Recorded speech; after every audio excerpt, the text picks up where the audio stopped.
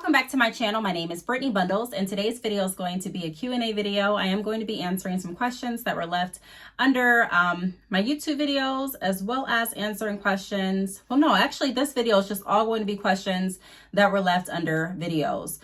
So if you do have any questions that you don't hear addressed or answered in this video, or if you have any other questions from the responses and answers that I provide in this video, please feel free to leave questions down below this video, as well as contacting me on social media. I do read DMs and comments on social media as well, and all that information is down below this video too. So if you are interested in this video, be sure to give it a big thumbs up. Please make sure that you are subscribed, and let's get right into the video. So the first question that I'm going to go over is, it says, thank you for taking time to share this information. I'm just now adding Sezzle to my store, and I'm wondering what's really the difference between the interest plan and the automatic withdrawal plan. So if you are using Sezzle, if you don't know what Sezzle is a buy now, pay later option that I use for my e-commerce business, along with many other stores. If you are interested in offering buy now, pay later options for your e-commerce store, the link is going to be down below. But Sezzle does offer different APY or different plans. And on a certain plan, you can earn money on the balance that you keep in your Sezzle account if you are keeping it in there and you're not set up for the automatic withdrawal plan. If you don't use Sezzle, then you may not understand what I'm referring to or be able to visualize what I'm explaining. But if you do use Sezzle, then you know that there are different plans that you can sign your store up for. I am still on the automatic withdrawal plan, which means after one of my customers or clients uses Sezzle as their payment method, I'm provided the full amount of funds within 3 business days. But again, I can choose to switch over to a different plan where Sezzle will hold the money in the account, and they pay APY on those balances instead of automatically withdrawing them to my account. So that's the difference as I see it. One option gives you the ability to have your funds automatically withdrawn and provided to you within 3 business days, and the other plan keeps your funds there and you can earn an APY on the balance. So the next question that I have is, how do you refund? This is another Sezzle question. So let me get another question in and then we'll go back to that one. So this question is, I'm going to update my site today, but a quick question. When you print your international label and papers from home, are you still required to go to the office and sign the package? Is there a way to ship directly from your home? So in my experience shipping internationally, I did create a video on this channel about my experience shipping internationally, and I explained some of the losses that I took doing so, and some of the things that I've learned to incorporate on my website to cut down and ultimately, try my best to diminish any losses in the future from any orders, including international orders. So if you are interested in that video is on this channel too. It'll probably be in my business playlist. So I don't believe that there's a way to go around signing the international slip when you are going to mail off the package. I'm not sure, but I do not believe there's a way around it. The reason that I say that is because I typically print my labels from home unless I run out of ink. And if I run out of ink, that I have my labels shipped to my local UPS store. I have the labels printed. And then I proceed to put my labels on my packages and take them to the post office, or I'll just go and grab more ink. It just depends on how many orders I need to print out. It depends on the time crunch that I'm under. It just depends on a lot of different factors. But every time that I have printed out a label, because that's what I typically do, whether it's from home or the UPS store, and I've shipped an international package, there has not been a way where I've been able to not sign. There's no way around it, I don't believe. Every time in my experience, like I mentioned, printing off labels and taking the packages to the post office will allow me to set down packages and have them scan them in, even, if I'm not there. Which, a lot of e-commerce businesses do. However, I like to stay there to make sure that all of the packages are signed in, and then I get my receipt and things like that. But every time that I've done that, I've had to sign. Like they'll have packages that are US packages, and they'll go ahead and just scan. I won't have to sign anything. And then they'll have the international packages that already have the labels on them as well, but I still have to sign this slip. Now I think it's a custom ship or customs slip, excuse me, if I'm not mistaken. So I don't think that there's, like I said, a way that you can print like your custom slip and sign it. I'm not sure. Actually, I do believe there's a way. Thinking about it, there may be a way that you can print the custom slip. Because yes, there is a way, because I've printed a custom slip, but I still had to sign. I'm trying to think back. I do believe that you can print out the custom slip. I don't ship international orders every day. But when I was shipping them, I was going to say, I don't believe there's a way that you can get around signing. Typically, I wait until I get to the post office to sign the slip, to make sure that I'm signing in the right place and to make sure that everything is what they're looking for. You may be able, I do believe that you can print off the custom slip though, because I have Shopify. I do believe that you can, correct me if I'm wrong. And I believe that you can sign and then take your package to the post office or whatever carrier you're deciding to use. So yes, that may actually be a possibility. That may be a possibility. I just can't remember. I always sign there, so I can't remember if I printed, which I'm pretty sure I printed out the customs page. Yes, I had to, because thinking about it, the post office has never printed a label for me or printed any custom sheets for me that I'm aware of. I don't believe that they did. Now they print different like labels that they put on packages and things like that, but I believe that I'll have to double check when I go to the post office. I'll really have to double check.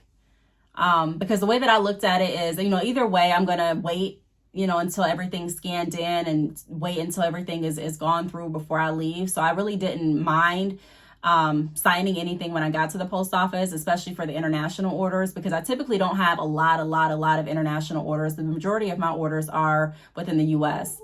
But the times that I did have them, because I didn't have too many international orders, I didn't mind waiting. So to answer that question, I guess, I was pretty confident with saying, no, I don't think there's a way around signing when you get to the post office, but there may be, because if I'm thinking correctly, like I said, I do believe that I printed out the custom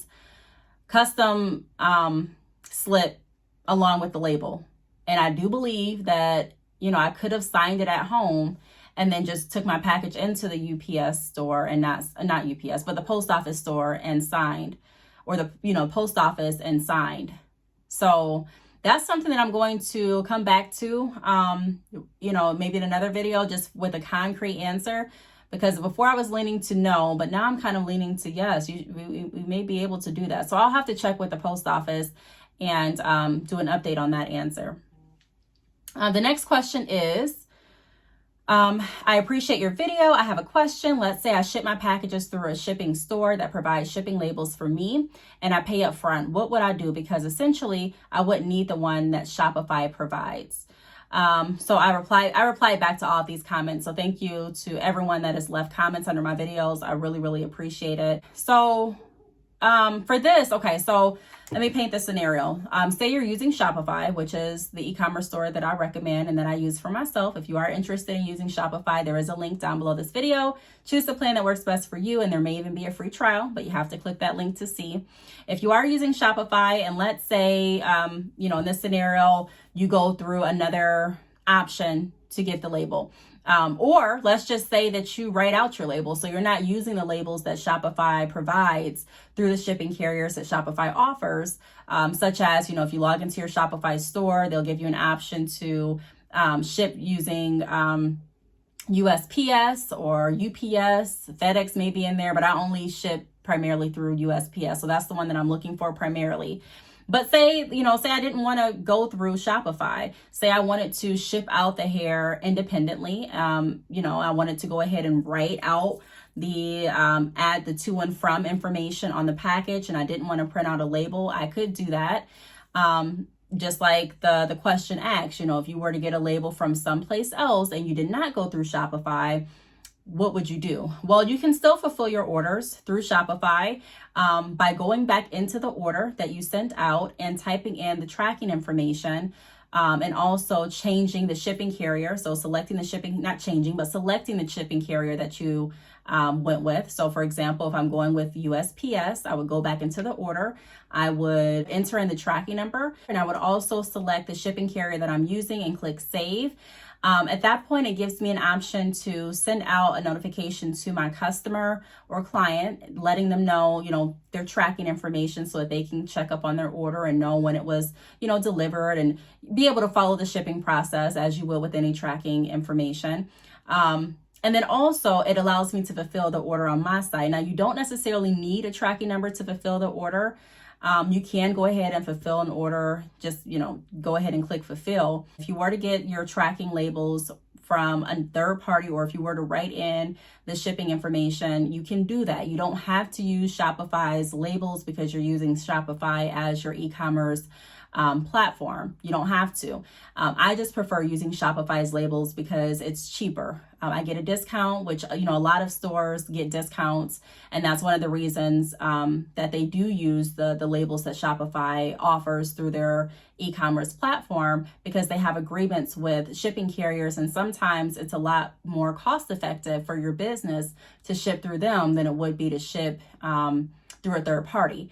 But third parties also have different agreements. So sometimes it may be more cost effective to get your labels from a third party and then update the information in your Shopify store. Either way, Shopify gives you that option, and they don't force you to use their label. So that's what I would do. I would go ahead and I would pretty much import the tracking information right into that specific order and save it and continue to fulfill my orders.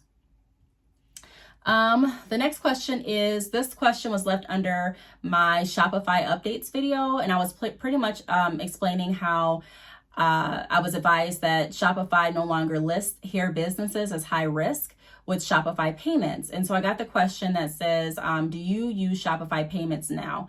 And the answer is, I do not. At this point, I still use PayPal and I still use Sezzle that I'm, referred to in the beginning of the video, the buy now, pay later option.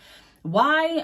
It's just because it's a personal preference, and it's something that works well for my business. Before I add any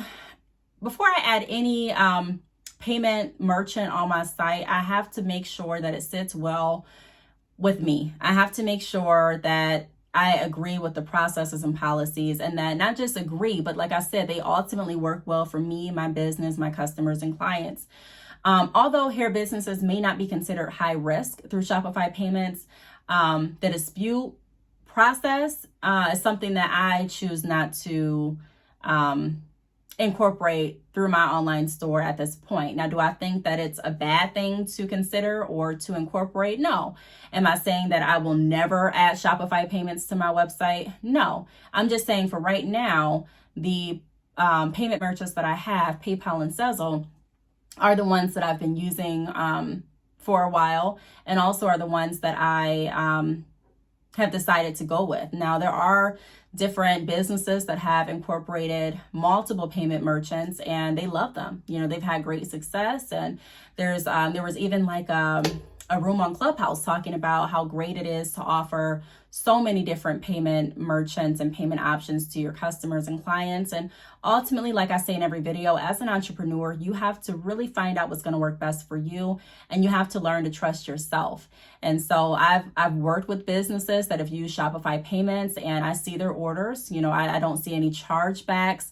Actually, I've been working with one store for over a year, and they've been using Shopify payments. Anytime they get an order, I'm getting their notification. And we also do frequent consultations, and they have not had any trouble with people trying to scam them, or people trying to take advantage of the the payment merchant or the policies or anything like that. So that is great. That's truly a blessing. But there's also a lot of stores, also a lot of people that I've spoken to that have used different payment merchants. And I'm not even just talking about Shopify payments at this point, just different merchants, and have had poor experiences. There are even people that have reached out to me and said, I've used PayPal excuse me, for my business. And when I ran into this scenario, I ended up taking a loss. And so everyone has a different story, a different experience. And ultimately, you just have to read through every, you have to read through all the information, all the fine print, and decide what's going to work best. And then sometimes just take a chance and see. So I'm not sure in the future if I will be incorporating any other payment merchants on my website. Maybe I will, maybe I won't. But if I do, then I'll definitely keep you all updated on, the thought process and what was the final deciding factors to make me move forward. But no, I'm not using Shopify payments at this time. Again, I'm not discouraging anyone from using them. I talk a lot about Shopify. I am very happy to be using Shopify. I think it's a great business, a great company, a great e-commerce platform. But me personally, I have not moved towards changing any of my merchants at this time. So right now it is PayPal and Sezzle. And just one moment, my mom's calling. Hey, Mom. Hey, Mom. I'm recording. Okay, call me back. Okay, bye. Okay, I always have to answer for Mom. All right, so let's see what other questions I have. I screenshotted the questions, so I wouldn't have to look through them on my YouTube studio. I think this is the last one. So the last question is related to Sezzle. It says, how do you refund from Sezzle to a debit card or bank account? So in my experience, I have refunded Sezzle orders. You can either click refund from your Shopify store, because Sezzle will be integrated with Shopify if you're using Shopify. And that's the experience that like I mentioned, that I've had. I've refunded through Shopify, and the Sezzle order was refunded to whatever card or whatever payment method that person used. Or you can go directly through your Sezzle account and you can refund the orders there. And that's how you do it. You don't necessarily have to do multiple steps or type in someone's card number or anything like that to refund. You can go ahead and refund. Sezzle also gives you an option. I'm just logging back in. Sometimes it helps me remember what I was going to say, but it also gives you an option to, what do I want to say? It gives you an option to do a partial refund or a full refund as well. So, yeah, I enjoy using Sezzle, and here it is right here. Let me cover up the order details. But like right here, it gives you an option to do a partial or full refund. So I can go right through Sezzle and refund an order, or I can go right through my Shopify store and click refund too. And like I said, it's going to automatically go back to how they paid for it. So that's that. Also, I've gotten the question, if you refund an order through Sezzle and say your customer or client has only made one payment, because like I mentioned, Sezzle is a buy now, pay later option. So say that they break the payments up into 4 for your customers and clients, you get the funds within 3 business days if that's the plan that you selected as the business owner, but they are still paying on the balance to Sezzle. So if you refund their order, they're not going to get more than what they paid for, if that makes sense. So even though you may have received the full amount, they're not going to get the full amount if they didn't pay the full amount. That makes sense. Because someone asked me, if they've only made one payment, if I refund the full amount, are they going to get the full amount back in their account? No. They're going to get, to my understanding, they don't get the full amount. They get whatever they paid, if that makes sense. I don't believe there's any non-refundable fees or anything like that with Sezzle. I believe that they do provide the full refund if that's something that you go ahead and initiate. So those are the questions that I've gotten. I really hope that they answered your questions. I did reply to everyone's question, and I did provide an answer. I am going to be checking on the international question though, and probably answering that for certain in another video. But other than that, if you do have any additional questions or anything that you'd like me to touch on or make a video on, please feel free to leave them down below. I'm trying to think I've gotten some other questions in regards to the PPP loans and things like that. So if enough people want to know specific information, or if they have any questions, I'll be more than happy to make a video on that too. I believe I made a video about that, maybe when the first time that it was available. So you know, if you watch that video and if it's not answering everything that you wanted to answer, then let me know and I'll try to do like a part 2 or an update video. But thanks so much for watching, and I'll see you all in the next video. Bye.